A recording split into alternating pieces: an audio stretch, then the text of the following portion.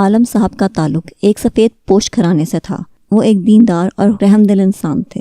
گاؤں کے پاس ایک چھوٹے سے قصبے میں وہ اپنی فیملی کے ساتھ ایک پرسکون زندگی گزار رہے تھے۔ عالم صاحب کے 2 بیٹے تھے اور وہ پوری کوشش کرتے تھے کہ اپنے بچوں کی ہر جائز خواہش کو وہ پورا کر سکیں۔ گرمیوں کا موسم تھا اور بقرہ عید کی آمد تھی۔ تمام گلی کوچوں میں بچے اپنے بکروں اور گائے کے ساتھ کھیلتے کودتے نظر آ رہے تھے۔ تو ایک روز اسکول سے واپسی پر عالم صاحب کے بیٹے بھی اپنی ماما سے ضد کرنے لگے کہ اماں ہمیں بھی بکرا چاہیے ہے، عید قریب آ رہی ہے، سب بچے اپنے بکروں کے بارے میں باتیں کرتے ہیں اور ابھی تک ہم نے کوئی جانور نہیں لیا، اب ابا سے کہہ کر آج ہی بکرا منگ پائیں۔ اور پھر جب عالم صاحب شام میں دفتر سے واپس آتے ہیں تو ان کی بیگم ان کو کہتی ہیں کہ بچے بکرا لینے کے لیے اصرار کر رہے ہیں اور میں نے بھی قربانی کی نیت سے اس بار کچھ پیسے جوڑ کے رکھے ہوئے ہیں، میں آپ کو پیسے لا کے دیتی ہوں، آپ کچھ جانور خریدنے کا بندوبست کیجیے۔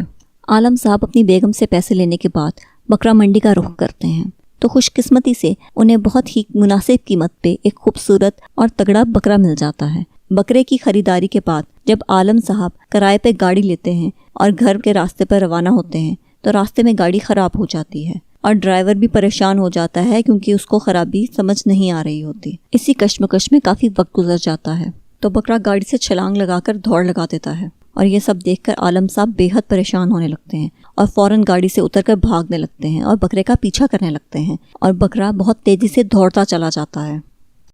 بکرا دوڑتا دوڑتا ایک گلی میں داخل ہوتا ہے اور ایک کھلے دروازے والے گھر کے اندر چلا جاتا ہے۔ اس گھر میں 2 چھوٹے بچے تھے، انہوں نے بکرے کو دیکھا تو شور مچا دیا، اماں اماں باہر تو آؤ، دیکھو ہمسایوں نے ہمیں جانور بھیجا ہے۔ تو ان کی ماں فوراً بھاگی آئی اور کہنے لگی، ارے نہیں، یہ پڑوسیوں نے نہیں بھیجا بلکہ کسی اور کا ہے جو بھٹک کر یہاں آ گیا ہے، تھوڑی ہی دیر میں اس کا مالک اس کو یہاں سے آ کر لے جائے گا۔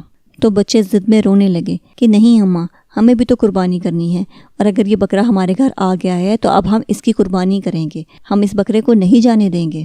تو اس کے جواب میں ان کی امی کہنے لگیں، بیٹا دیکھو میری بات سنو، اللہ تعالیٰ نے ہر انسان کے لیے کچھ بہتر سوچ رکھا ہوتا ہے اور یہ بکرا ہمارا نہیں ہے، اور اگر ہم اس کو اس طرح سے رکھ کر قربانی کریں گے تو ایسی قربانی ہماری کبھی قبول نہیں ہوگی، بلکہ یہ تو سراسر چوری کرنا ہوگا۔ تو ان میں سے ایک بچہ کہنے لگا کہ کاش آج ہمارے ابو بھی زندہ ہوتے تو ہم بھی بقرہ عید پہ بکرا لیتے اور قربانی کرتے۔